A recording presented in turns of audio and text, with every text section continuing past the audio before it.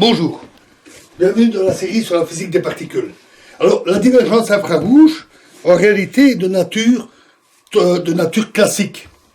D'abord, parce que elle résulte d'une énergie non nulle pour des longueurs d'onde arbitrairement grandes, et que cette énergie émise est identique en théorie classique. Et elle dépend aussi de la nature du courant externe classique et de la résolution expérimentale. Mais les effets quantiques se manifestent malgré tout dans certains effets, par exemple, dans les fluctuations du nombre de photons qui sont émis. Donc, supposons n bar fini. Alors, on peut calculer delta n carré bar égale n carré bar moins n bar carré. Et en utilisant la distribution de Poisson, on trouve n. Donc, delta n bar sur n bar, donc la fluctuation relative, est égale à n exposant moins 1,5. Cette fluctuation est très petite. Quand le nombre de photons est grand, comme dans la lumière qui est émise par une simple ampoule, à chaque seconde, il y a des milliards de photons, et donc cette fluctuation est très petite. Et il en est de même du flux d'énergie. Ce n'est que, donc on a delta epsilon bar carré est égal à epsilon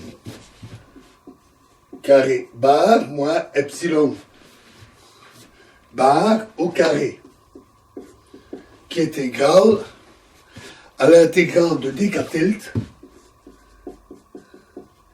k0 carré fois j1 carré plus j2 carré. Si les fréquences, pour simplifier, disons que les fréquences sont très concentrées autour d'une valeur k0, dans ce cas, on obtient delta epsilon bar est environ égal à h bar k0 fois k0, la valeur moyenne concentrée, epsilon bar exposant 1,5. Et donc, on obtient que epsilon bar et epsilon bar, c'est h bar fois n bar fois k0. Et donc, on obtient que delta epsilon bar divisé par epsilon, pour avoir la fluctuation en valeur relative, est égal à 1 sur racine m,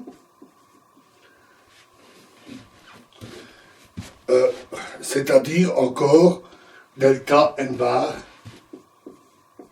sur m. Donc la fluctuation en énergie est la même que la fluctuation en nombre de photons, ce qui est tout à fait normal. Cette fluctuation est donc très petite, mais on peut la mesurer quand il y a très peu de photons. Avec des caméras CCD, on capte les photons un par un, par exemple en astronomie, et on constate effectivement des fluctuations dans le nombre des photons. Alors, l'absorption et l'émission induite, je vais vous le laisser comme exercice. C'est le même principe que ce que nous avons vu, si ce n'est qu'au lieu de partir de l'état 0 in, on applique un certain nombre de fois l'opérateur de création à in croix, pour avoir un état à un certain nombre de photons au départ. On replace ça dans les équations, on résout, et on obtient le résultat. Et le résultat qu'on obtient est identique à celui que nous avions vu en mécanique quantique. Repenchons-nous maintenant sur la matrice S. Alors, la dérivation de la matrice S, que nous avons vue, était liée à l'hypothèse que la source, le courant ici, n'est pas une variable dynamique indépendante. Son évolution est donnée, elle est imposée.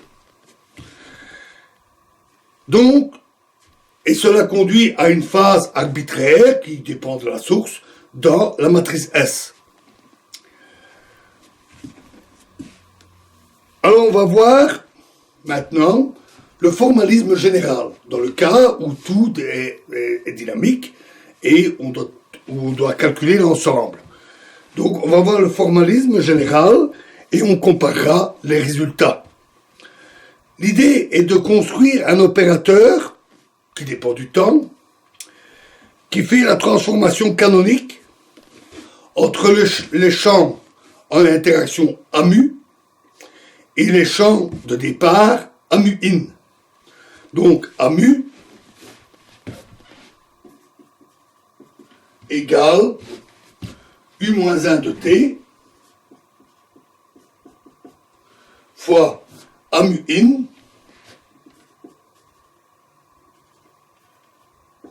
fois U de T. Donc ce qu'on recherche, c'est l'opérateur U.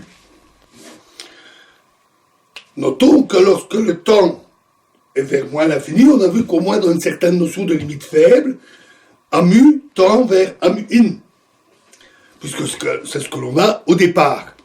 Et donc, la limite quand le temps tend vers moins l'infini, U de T, c'est I, l'identité. Ça sera utile à savoir quand on aura une équation pour le U et qu'on voudra la résoudre. On aura une équation différentielle et il nous faut une valeur initiale qui est l'identité. La quantification canonique nous dit que d sur dt de A est égal à IHA.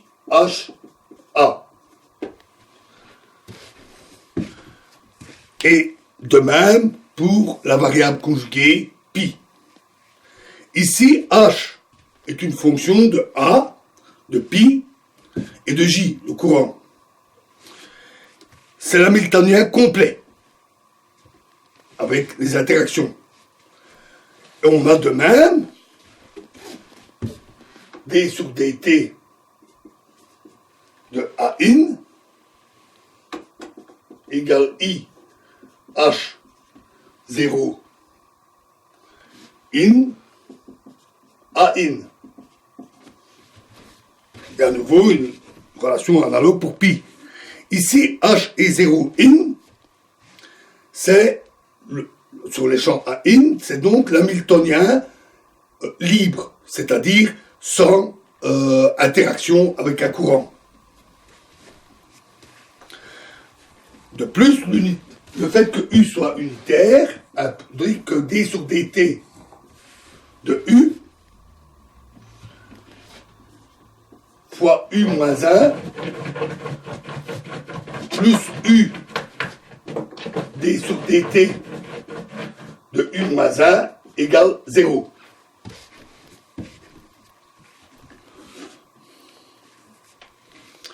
Revenons donc à l'équation qui définit l'opérateur U. On trouve alors U H qui dépend de A pi J fois U moins 1 est égal à H de A in pi in J qui est normalement nul au départ. Ensuite, on écrit que d sur dt de A in est égal à d sur dt de U à U moins 1, c'est-à-dire du sur dt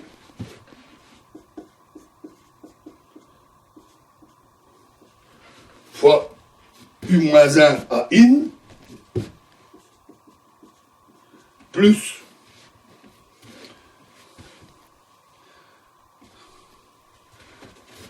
IU, le commutateur HA, U moins 1, plus AIN,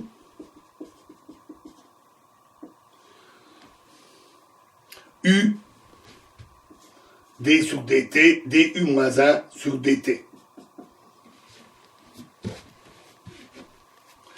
Et ceci est égal, en utilisant les résultats précédents, à du sur dt u moins 1 plus h de a in pi in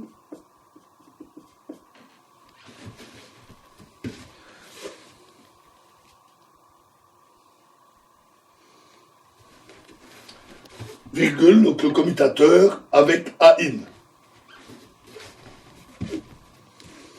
Et enfin, ceci est égal à I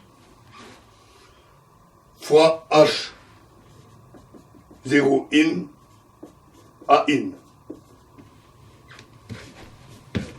Et une équation semblable pour pi.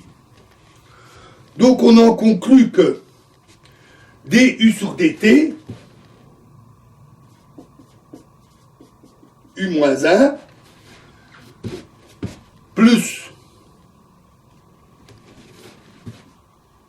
i h de a in, pi in, moins h0 in,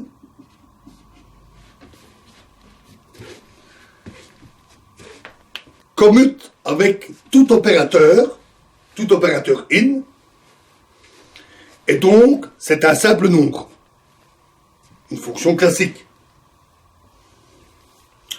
On verra plus tard que ce nombre ne contribue pas du tout aux éléments de la matrice de la matrice U.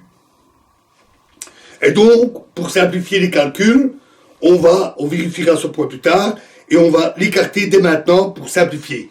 Et donc, on trouve que IDU sur DT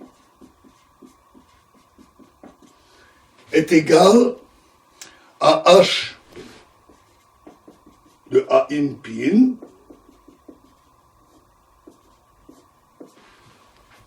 moins H0 in de U.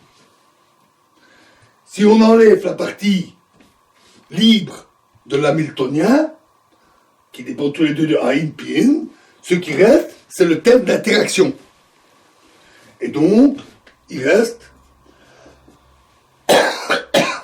H, nous allons l'écrire grand I, de A in pi in,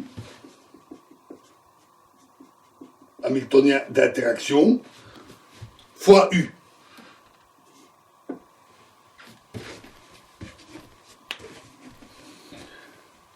Et donc, nous avons enfin une équation pour l'opérateur d'évolution.